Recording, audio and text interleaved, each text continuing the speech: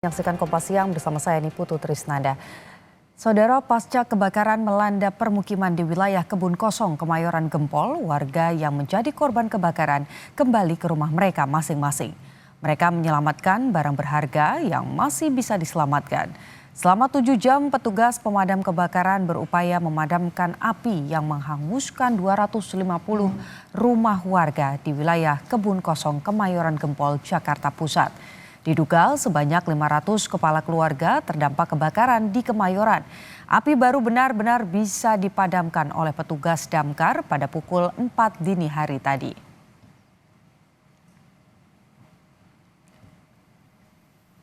Setelah api benar-benar padam, banyak warga yang kembali ke rumah mereka masing-masing untuk menyelamatkan barang-barang berharga yang masih bisa diselamatkan.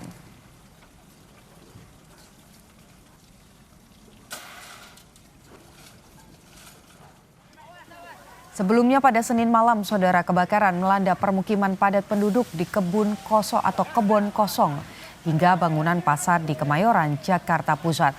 Banyaknya material yang mudah terbakar membuat api dengan cepat merambat ke bangunan lain.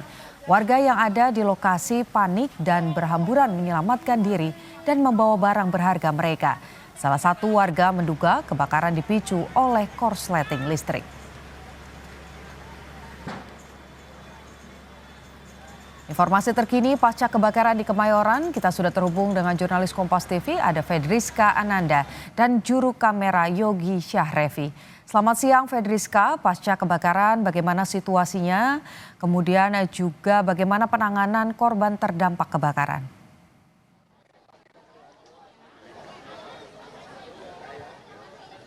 Ya, Putu, untuk situasi saat ini api sudah benar-benar padam sejak pukul 4 subuh tadi pagi, sehingga banyak warga yang memang kembali datang ke rumah mereka untuk mencari ataupun menyelamatkan barang-barang berharga mereka yang masih bisa diselamatkan. Dan kemudian tadi ketika pagi kami berada di lokasi kejadian ataupun di lokasi kebakaran begitu ya, ini ada semacam garis polisi di satu rumah yang diduga ini adalah sumber dari kebakaran yang terjadi pada Senin malam kemarin yang menghanguskan ratusan rumah di kawasan Kebon Kosong, Kemayoran Gempol, Jakarta Pusat, di mana ini masih dalam pemeriksaan kepolisian apakah ada dugaan tindak pidana ataupun kelalaian begitu terkait dengan kebakaran yang terjadi pada Senin malam kemarin.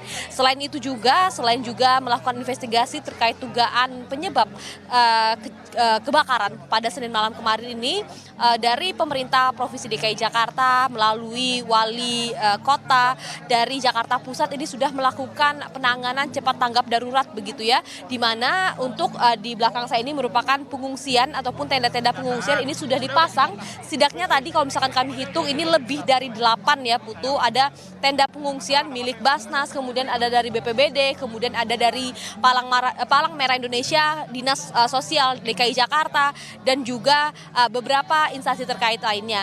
Nah, di mana ada juga pos-pos lain yang memang diperuntukkan bagi masyarakat yang kemudian untuk mendapatkan penanganan darurat secepatnya. Memang bantuan yang diberikan oleh pemerintah Provinsi DKI Jakarta ini cukup cepat ya Putu dan juga saudara, di mana tidak hanya wali kota namun juga wakil gubernur dari Provinsi DKI Jakarta, Rano Karno, ini juga meninjau langsung bagaimana penanganan darurat yang dilakukan oleh wali kota Jakarta Pusat, di mana bisa Anda lihat di layar kaca Anda Putu dan juga saudara, kehadiran dari wakil gubernur DKI Jakarta Rano Karno didampingi oleh wali kota Jakarta Pusat Arifin dan juga stakeholder terkait begitu ya, yang meninjau langsung tempat ataupun lokasi kebakaran saat ini.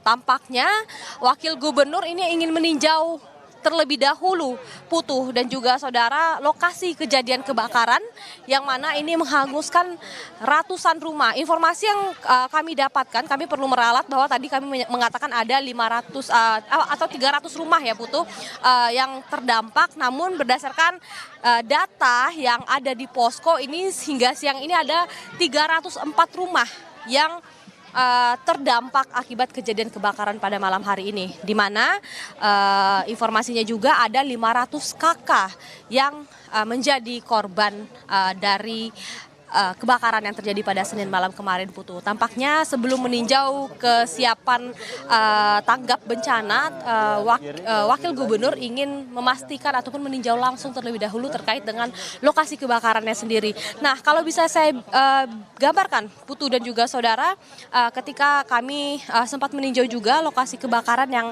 ada di Kebon Kosong ini ratusan rumah hangus terbakar, Putu dan juga saudara. Dan kemudian ketika tadi pagi masyarakat ataupun warga kembali ke rumah mereka untuk memeriksa barang-barang berharga yang masih bisa diselamatkan ini, yang jadi perhatian juga adalah keamanan bangunan-bangunan ini, di mana ini rawan roboh, rawan membahayakan begitu ya bagi masyarakat yang ingin memeriksa rumah mereka. Jadi memang kami himbau bagi masyarakat ataupun korban yang ingin kembali ke rumah mereka ini, yang perlu diperhatikan pertama kali ini adalah terkait dengan keselamatan ketika melakukan ataupun kembali memeriksa rumah mereka, karena memang ini cukup berbahaya, Putu dan juga saudara, karena bangunan ini bangunan semi permanen sehingga memang gampang roboh begitu ya.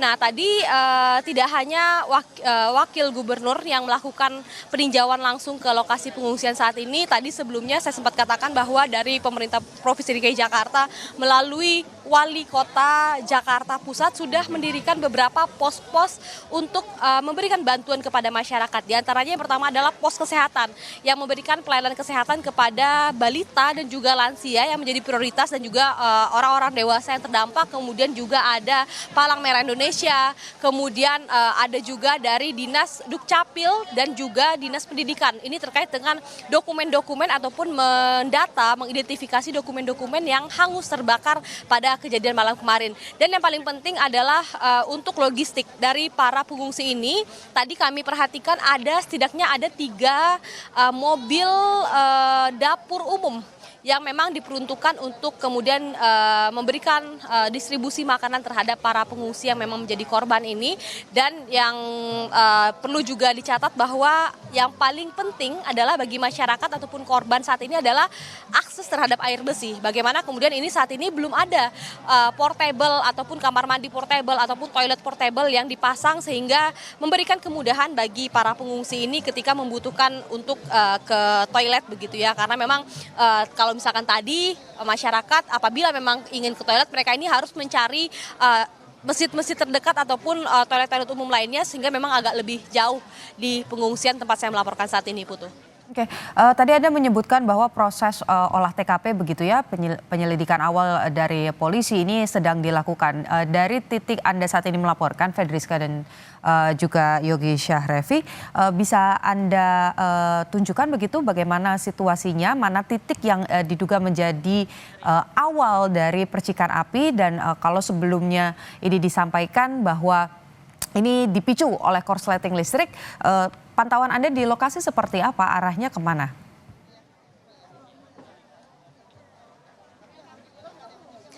Ya, Putu, kalau misalkan untuk saat ini saya berada di lokasi pengungsian, memang untuk titik yang menjadi dugaan sumber api ini berada cukup jauh dari tempat kami melaporkan saat ini. Tapi kalau misalkan bisa saya gambarkan, Putu dan juga saudara, bagaimana kondisi salah satu rumah yang diduga menjadi awal mula kebakaran ini, tadi dipasangi garis polisi oleh polisi agar ini tidak diganggu ataupun tidak dirusak begitu TKP-nya oleh masyarakat yang ingin mencari barang-barang mereka. Tapi tadi juga sudah disampaikan oleh Kapolres Jakarta Pusat mengatakan bahwa apabila memang perlu dilakukan investigasi begitu ya untuk mengetahui sumber kebakaran ini perlu dilakukan. Perlu kami laporkan juga bahwa tadi juga sudah ada petugas kepolisian dari DVI Puslapor Polri yang juga akan memeriksa terkait dengan dugaan apakah ini terjadi kelalaian atau tidak, atau bagaimana ini masih dalam pemeriksaan lebih lanjut oleh kepolisian, Putu. Oke, baik, terima kasih Fedriska Ananda, jurnalis Kompas TV, dan juga juru kamera Yogi Syahrevi dari Kemayoran Jakarta Pusat. Ada 500 kakak terdampak, 304 rumah terdampak. Kami harapkan nanti dari kunjungan Wagub ini juga ada satu jawaban untuk kepastian dari para korban yang terdampak kebakaran. Terima kasih Fedriska.